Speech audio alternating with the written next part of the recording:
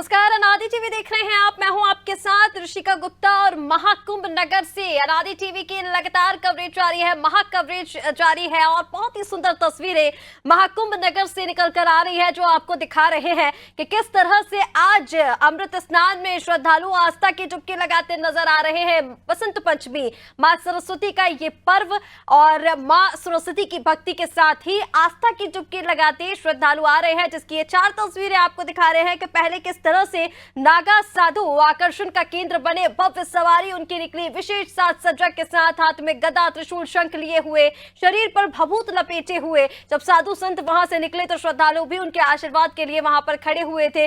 दूसरी तस्वीर आप देखिए वॉर रूम की, जहां सीएम योगी आदित्यनाथ सुबह 4 बजे से वॉर रूम में डटे हुए हैं और लगातार मुख्यमंत्री योगी आदित्यनाथ खुद पूरी टीम के साथ तमाम व्यवस्थाओं की मॉनिटरिंग कर रहे हैं। तीसरी तस्वीर आप देखिए संगम तट पर, ये विहंगम दृश्य की तस्वीर है, जहां उगता सूरज और फिर इसी दृश्य के साथ संगम तट पर, त्रिवेणी संगम पर डुबकी लगाते हुए हमारे नागा साधु संत, जिनके आशीर्वाद के लिए करोड़ों श्रद्धालु वहां पर मौजूद हैं।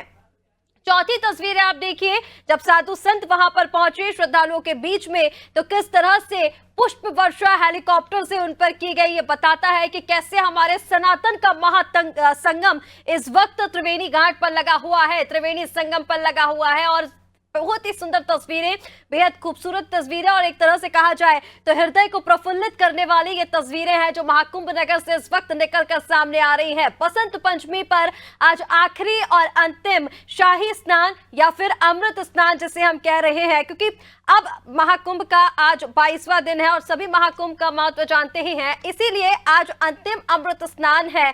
शाही सवारी साधु संतों की निकल रही है इस विशेष साज सज्जा के साथ। और चलिए अब अपडेट ले लेते हैं महाकुंभ नगर से लाइव। इस वक्त नितेश हमारे साथ जुड़ रहे हैं, सीधा रुख करेंगे नितेश का। नितेश, एक तो बहुत ही सुंदर नजारा आपने संगम घाट से दिखाया था कि किस तरह से उगते सूरज के साथ त्रिवेणी संगम पर साधु संतों ने डुबकी लगाई, बहुत ही सुंदर नजारा वो था। और उसके बाद अभी जहां आपकी मौजूदगी है, जरा वहां से हमारे दर्शकों को तस्वीरें दिखाइए, क्योंकि अब लगभग 11 बजने वाले हैं, 10:30 बजे का ये समय हो चुका है। अभी तक कितने श्रद्धालु आस्था की डुबकी लगा चुके हैं? और क्योंकि अब लगातार भीड़ वहां पर बढ़ती जा रही है, बसंत पंचमी का पर्व है क्योंकि, और ऐसे में सभी चाहते हैं कि इस अमृत स्नान पर वे आस्था की डुबकी लगाएं ताकि अमृत का जो महत्व है, जो पूरा पुण्य है, वो उनको मिल पाए। अभी तक कितने श्रद्धालुओं की मौजूदगी वहां पर घाट पर होगी, क्या अनुमान लगाया जा सकता है नितेश? बिल्कुल ऋषिका, सबसे पहले तो हम अपनी बात की शुरुआत आज हर हर गंगे और हर हर महादेव के उस पवित्र नाम से करना चाहेंगे। और खासकर आज बसंत पंचमी का त्योहार है, तो इस त्योहार पर हम अपने तमाम दर्शकों को शुभकामनाएं भी देते हैं। बसंत पंचमी के त्योहार के शुभ अवसर पर माता वागेश्वरी का आशीर्वाद तमाम सनातनियों पर बना रहे। इसके साथ अगर हम आपको तस्वीरों की बात बताएं तो आज संगम के तट पर जो नजारा दिखा है वो अद्भुत है, बेहद है। लाल रंग का सूरज जब उग रहा था, उसकी लालिमा मान के चलिए वहां पर साधुओं का श्रृंगार कर रही थी। वहां पर साइबेरियन पक्षियों का जो कलरव था वो ऐसा लग रहा था कि मानिए सनातन की धर्म ध्वजा का उद्घोष कर रहा था।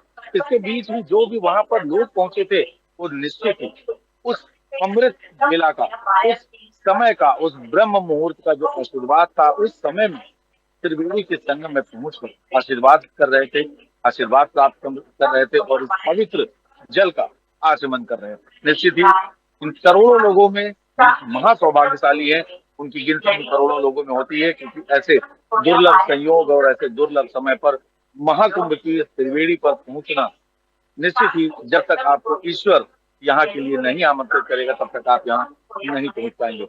बात करें तो अभी तक का जो आंकड़ा आया है, लगभग 36 करोड़ के ऊपर श्रद्धालु संगम में आस्था की डुबकी लगा चुके हैं।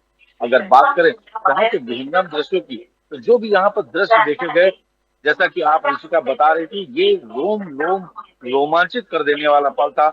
इतना भव्य, इतना दिव्य दृश्य था। तमाम साधुगण जो धूनी रमाए हुए थे, धूनी रमाने के साथ ही हर हर महादेव और जय श्री राम का जो उद्घोष कर रहे थे, वो निश्चित ही हर किसी को कर्ण प्रिय तो था ही, लेकिन उनको कहीं ना कहीं पूरा रोमांच से भर दे रहा था। हमारी मौजूदगी संगम नोद के पास लेके हनुमान जी मंदिर के पास है और यहाँ पर पीछे अगर हम आपको तस्वीरें दिखाना चाहें तो इस रास्ते को वन वे कर दिया गया है। श्रद्धालु इधर से वापसी कर रहे हैं और ठीक जो हमारे सामने बाएं तरफ दूसरा रास्ता दिख रहा है, श्रद्धालु उधर से जा रहे हैं, उसके बाद संगम में स्नान करने के बाद वो सभी लोग इस रास्ते से आते हुए लेटे हनुमान जी मंदिर के सामने से आ रहे हैं। ये व्यवस्था इसलिए अप्लाई की गई ऋषिका, ताकि क्राउड मैनेजमेंट जो किया गया था, भीड़ किसी तरीके से ना बढ़े, किसी प्रकार की दुर्घटना ना हो सके, या यूं कह लीजिए पिछली बार जो एक लोमहर्षक घटना हो गई थी, एक दुर्भाग्यपूर्ण घटना हो गई थी, वो ना घटित हो सके, इसी को लेकर ये आमूलचूल परिवर्तन किए गए और उन परिवर्तन का असर साफ तौर पर देखने को मिल रहा है। तो यहाँ पर जो आपको छिटपुट भीड़ दिख रही है, ये दर्शन करने के बाद, ये कुछ बैरियर पार करने के बाद यहाँ तक पहुंच रहे हैं। किसी भी प्रकार की कोई समस्या नहीं, बहुत ही कुशलता पूर्वक न सिर्फ तमाम अखाड़े के साधु संतों ने अमृत स्नान किया है, बल्कि इसके साथ उस पुण्य बेला में तमाम सनातनियों ने भी पुण्य का भाग प्राप्त किया। और इसके साथ जो वहां पर सबसे ज्यादा रोमांच कर देने वाली तस्वीर थी, सीएम योगी ने जैसा आदेश दिया था ऋषिका कि बिल्कुल निश्चित समय पर, जिस समय तमाम साधु संत स्नान कर रहे हो, उस समय उनके ऊपर पुष्प की वर्षा की जानी है। तो हेलीकॉप्टर के माध्यम से उन श्रद्धालुओं पर लाल सुर्ख गुलाब की पंखुड़ियों के पुष्प बरसाए गए, और जिसकी खुशबू से पूरा संगम घाट महक उठा। और ये खुशबू पूरी देश दुनिया में आध्यात्म का वो संदेश दे रही है, जिसके लिए भारत की भूमि जानी जाती है। तमाम विदेशी श्रद्धालु भी यहाँ पर पहुंचे, और भारत की आध्यात्मिक शक्ति की अगर बात करें, तो भारत की आध्यात्मिक शक्ति इतनी प्रगाढ़ है, इतनी गहरी है कि उसमें डूब जाने के लिए विदेशी भी लगातार यहाँ पहुंच रहे हैं। इसके साथ ही हम आपको बता दें कि पवित्र त्रिवेणी संगम में तमाम ऐसे विदेशी हैं जिन्होंने अखाड़ों के माध्यम से दीक्षा ग्रहण की है, या यूं कह लीजिए कि सनातन धर्म और अध्यात्म के ज्ञान को प्राप्त करने के लिए उन्होंने अपना गुरु चुना है। तो उन्हीं गुरु लोगों के साथ में ये तमाम विदेशी श्रद्धालुओं ने भी अमृत स्नान किए। अनादि टीवी ने तमाम लोगों से बात की, उनका साफ तौर पर कहना है कि भारत की जो बुद्धिमता है, भारत का जो आध्यात्म है, ऐसा किसी देश में नहीं दिखता है जो भारत में दिखता है। यहाँ की संस्कृति, यहाँ के नवाचार, यहाँ के संस्कार, ये हर देश की बस की बात नहीं।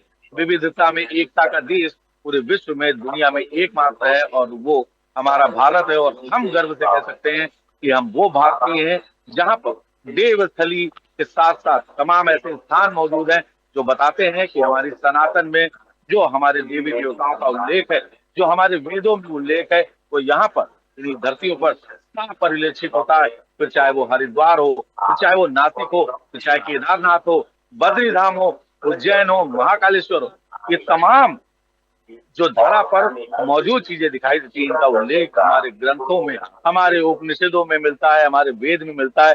तो इस महिमा से नकारा नहीं जा सकता, इस महिमा को नकारा नहीं जा सकता। और साफ तौर पर देखिए कि यहाँ पर करोड़ों लोग कितने पुण्य के भागी बनते।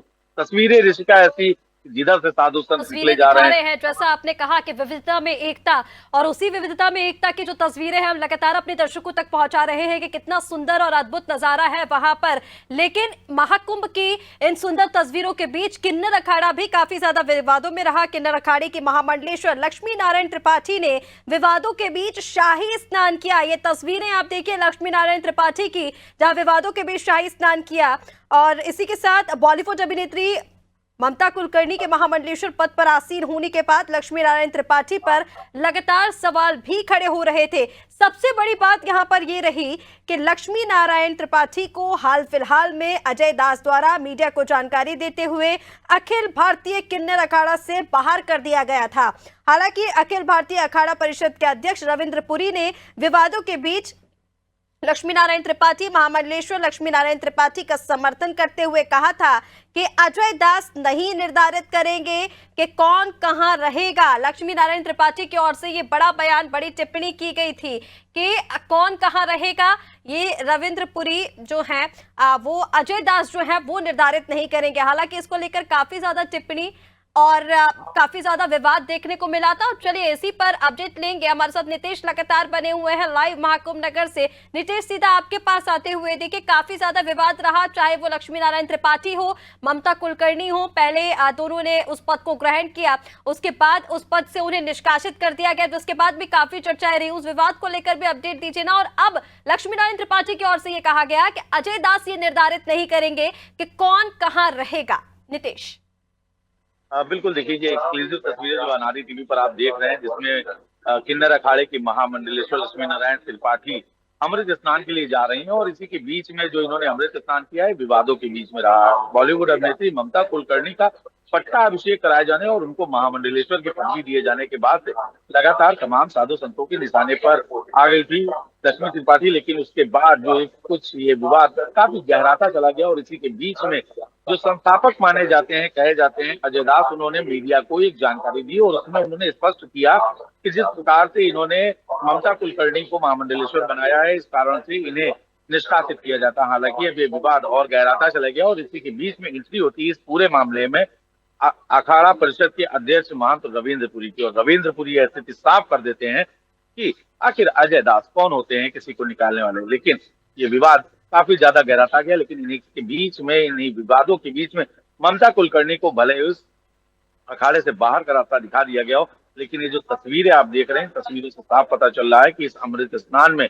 महामंडलेश्वर लक्ष्मी त्रिपाठी की मौजूदगी बनी हुई है और उन्होंने अमृत स्नान किया है। तो तमाम विवादों के बीच में कहीं ना कहीं विवाद का ये पटाक्षेप होता हुआ जरूर दिखाई पड़ रहा है कि लक्ष्मी नारायण त्रिपाठी के ऊपर कोई एक्शन नहीं लिया जाएगा, क्योंकि अखाड़ा परिषद के अध्यक्ष महंत रविंद्रपुरी उनके पक्ष में उतर आए हैं। बहरहाल अगर बात करें ममता कुलकर्णी की, तो ममता कुलकर्णी के ऊपर तमाम बड़े तंज भी कसे गए हैं। बाबा बागेश्वर धाम ने भी उनके ऊपर तमाम तंज कसे थे और इसी के बीच में ममता कुलकर्णी की तरफ से भी उनको जवाब दिया गया था। तो कहीं ना कहीं ये लगातार बातें चली आ रही थी और एक मीडिया चैनल पर इंटरव्यू के दौरान ममता कुलकर्णी ने ये भी बड़ी बात कह दी थी कि बाबा बागेश्वर धाम की जितनी उम्र है उससे ज्यादा समय से मैं आध्यात्म में जुड़ी हूँ, और उन्होंने ये भी बताया, यहाँ तक कि उन्होंने संस्कृत के तमाम मंत्रों का उच्चारण करके भी अपनी योग्यता का परिचय देने का प्रयास किया, लेकिन जो उनकी बात यहाँ अखाड़े के बीच में पहुंचनी थी वो नहीं पहुंची, जिसका परिणाम ये हुआ कि उन्हें अखाड़े से बाहर का रास्ता दिखा दिया। बहरहाल अभी इस अखाड़े में महामंडलेश्वर के पद पे लक्ष्मी नारायण त्रिपाठी की बादशाहत पूरी तरीके से बरकरार नजर आ रही है, क्योंकि तस्वीरों में साफ आप देख सकते हैं कि आज तीसरे बसंत पंचमी के अमृत स्नान पर महामंडलेश्वर लक्ष्मी नारायण त्रिपाठी अपने तमाम सहयोगियों के साथ, दल बल के साथ अमृत स्नान के लिए पहुंची थी। Rishika, over to you.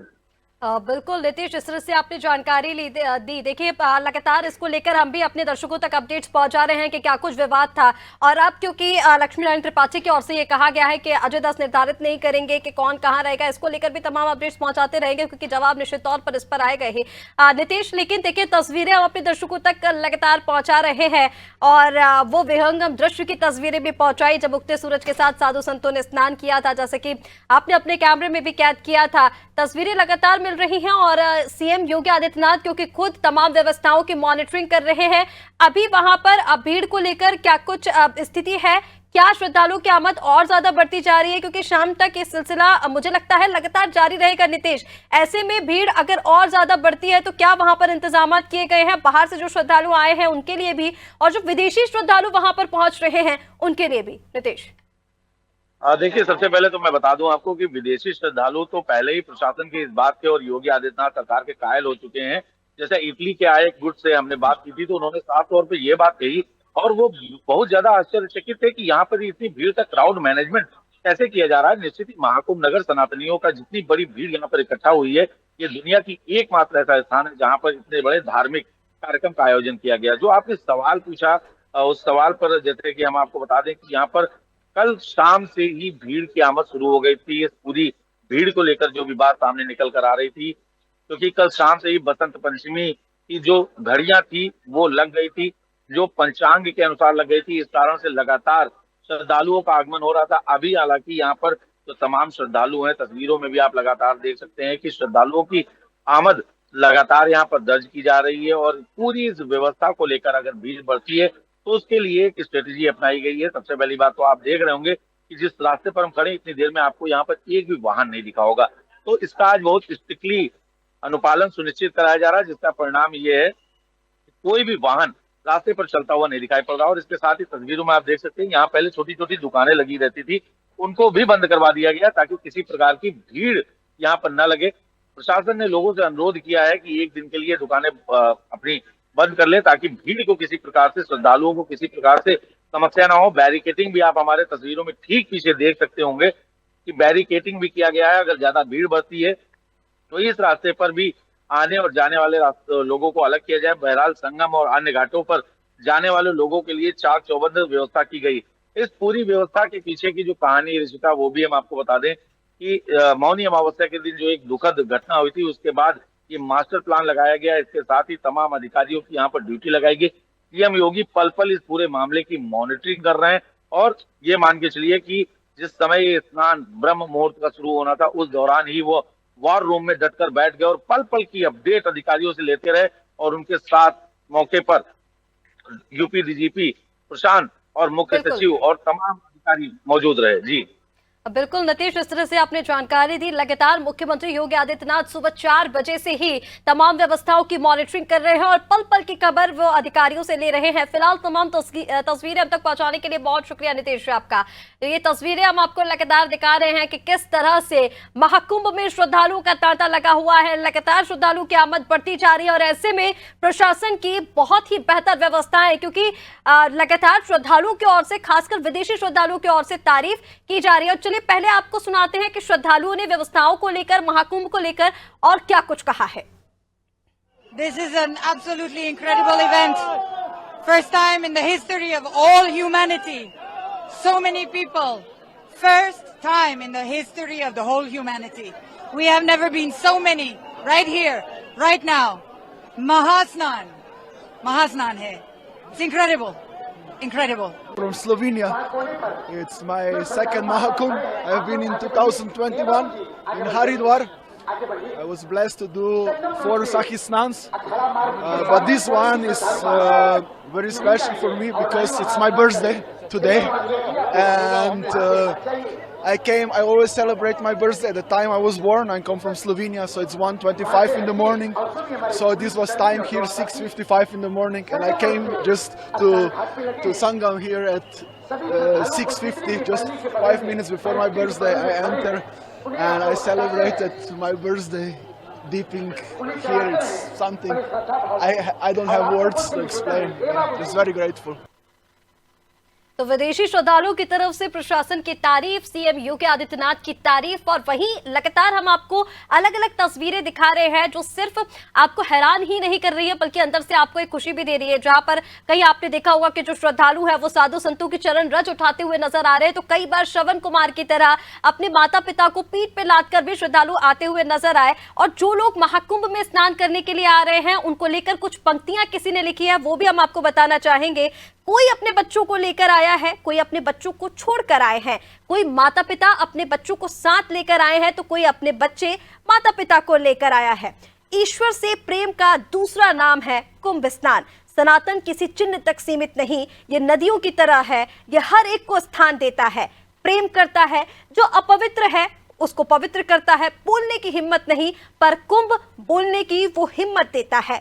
आपको किसी वर्ग में बांटता नहीं, आपको जोड़ कर रखता है। कुंभ त्योहार से बढ़कर समय का वो क्षण है जो आपको झकझोरता है। बहुत ही सुंदर लाइनें ये लिखी गई जिसमें कहीं ना कहीं महाकुंभ का जो पूरा सार है, जिस तरह से श्रद्धालु स्नान के लिए महाकुंभ में पहुंच रहे हैं, वो पूरा सार इन तमाम लाइनों में समा रहा है। इसी तरह की हर एक अद्भुत तस्वीर, हर एक अपडेट महाकुंभ से जुड़ा हुआ आप तक पहुंचाते रहेंगे। फिलहाल के लिए महाकुंभ के इस विशेष बुलेटिन में इतना ही। अब बने रहिए अनादि टीवी के साथ। नमस्कार।